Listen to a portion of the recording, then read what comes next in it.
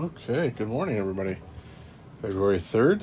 Going to talk about, so I'm going to do the same thing with answering a couple questions and stuff like that. But what I'm going to do first, I'm going to start with a few bits of information. One that kind of dovetails in with one of the questions that I was going to respond to. So I'm going to quickly go through some of this, some of it detail, some of it not, because you would have seen some of it before. So anybody that's taken a business course has talked about factors of production at some point. Most likely, those include things like land, natural resources, right? Anything that you can mine or grow, or earth itself, all that kind of stuff. Then you have labor, and obviously that's the workers and the work they put in. And then you have capital, either machinery, things like that, buildings, or actual money. And then you have the intangible resources, like people's knowledge, their education, like their ability to innovate and their ability to come up with new ways of doing things, and the environment you put them in. So, like the whole Google thing with being creative and stuff and giving time to be creative, that kind of thing. All right. Outputs, yep, we talked about that. Talked about that last one. This is the what, how, and who to produce. I'm going to go by this for a second because I want to get to something else first. And the first thing I just want to go back. Can I see the bottom here? Hold on. Am I going the right way? I'm going the right way. Okay. So first thing I'm going to look at is the spectrum of politics. And this is going to relate to what you're going to do today in the morning, at least, is this whole idea of a political spectrum. So we've heard of the left and the right and moderates and fringe and centrists and all that kind of stuff. In Canada, we would put the Green Party on the left, and we'd put the current Liberals actually on the left, and the NDP on the left. Traditionally, the Liberals are a centrist party, but they have moved left since Justin Trudeau became the leader. And then the Conservatives, the Wild Rose Party, they're on the right. And then in Quebec, depending on how you look at it, they've got a kind of a funny thing sometimes, but the Bloc, being a bit of a left party, but also a right party in different ways, just depends on the topic. So politics in Quebec can be quite different, but we're going to talk about it in general. That's the assignment's going to revolve around that idea of a political spectrum in Canada. But just to go over it in terms of overall what we're talking about politically. So communism is a left, right? It is a leftist leaning thing. It is based on Engels and Marx. You can look this stuff up, but basically,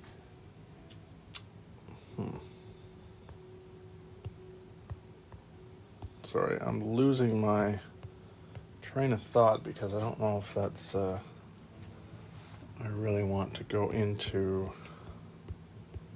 do I want to go into this one? I like that picture. I don't think I do. I think I'm actually going to back up.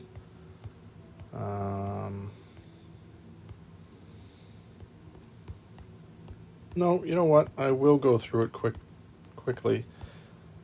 Sorry for all of that. Yeah, it doesn't, because it doesn't. What I'm thinking of is it doesn't match up exactly with Canadian politics. Like, the left is not a communist side, so I'm going to go beyond that. It's more. This is the socialist.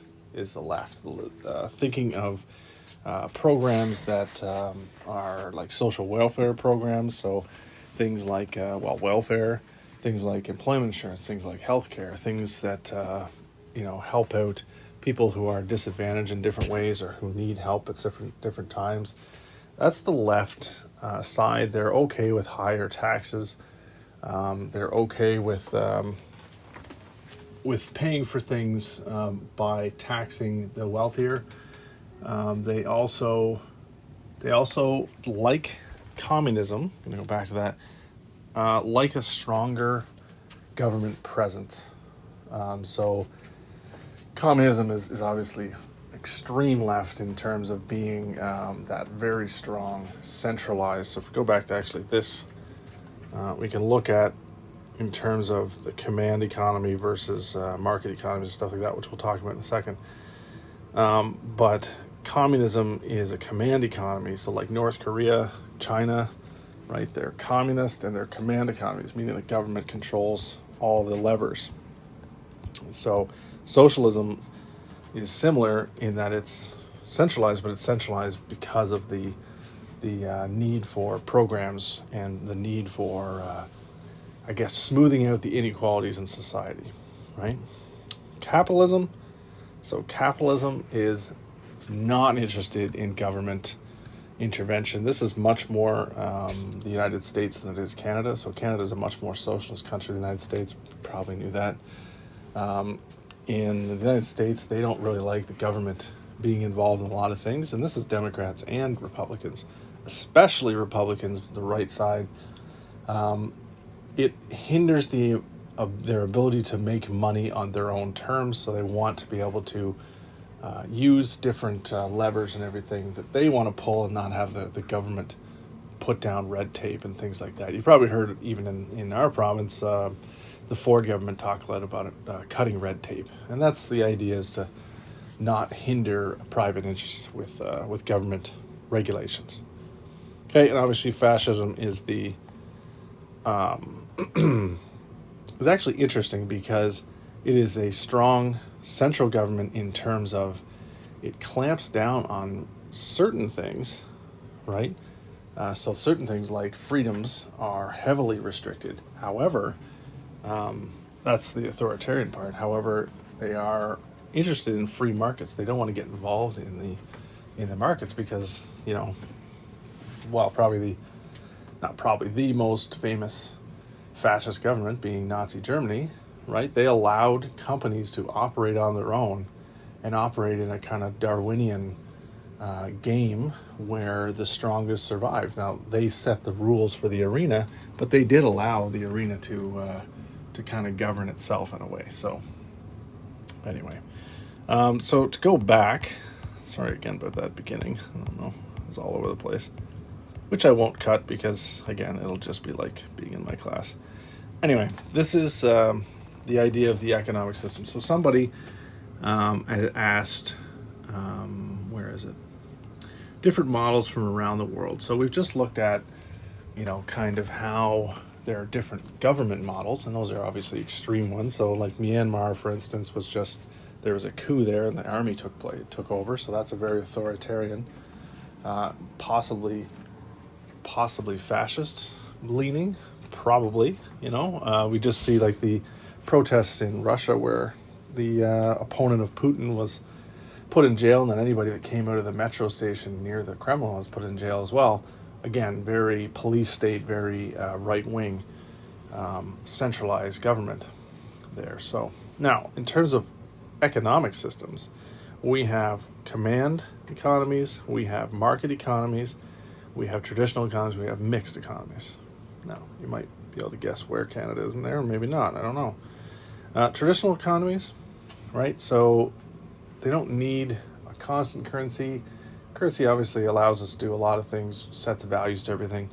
But this is traditional in terms of trade. You can even look at a traditional economy as neighbors working one for another. So one guy needs a fence built, the other guy knows how to make a fence, and the other guy needs, he's a plumber, he needs some plumbing done in his house. That would be a traditional barter-based economy, right? So in terms of what's produced, hold on, let me go back to that. What to produce, how to produce, and for whom to produce, those three questions. So what is the needs of the family? So the traditional family unit. Who? Okay, it's only for use of their own use, and anything that they have an extra is going to be traded. And then how is that they pass that expertise down through the family. Okay, and then there's a famous campaign. A guy took a red paper clip, and you can look it up. It's pretty cool. He made all these different trades, and he ended up with a house, which you'd think is crazy. But when it comes to trades, there's no such thing as an uneven trade necessarily if both people get something they want out of it. All right, now command economies. Command economies are ones that are governed by a small group. So think China. So China, for instance, when the Olympics was in Beijing, not the time coming up, but first time they built all those buildings, on a dime. Same thing when they put up that hospital during COVID. That just happened like in weeks, and they can only do that because the government can turn the entire economy whenever it wants to, because it has a lot of, again, like levers of power to pull to make that happen. So they are all, the what, for who, and how are all answered by the Politburo or the chairman or the whatever it is, the small group. Even countries like Iran is run by the Revolutionary Council, Council of Imams, right? They are the ones that are in charge of everything. So that's a command economy. Market economies, we're talking United States, right? So this is basically leave things to the markets as much as close to the Adam Smith and the invisible hand as you can get. Of course, it's not exactly like that, but it's mostly like that. So what's produced is dictated by what people want. How it's produced determines, basically what's the most profitable way, and whom? Well, whoever can pay for it. So that's how a market economy works, is that it's driven by supply and demand. Mixed economies is a mix of all three. Okay, and you can probably recognize that Canada has a modern mixed economy, is what you would call it. Okay, all right.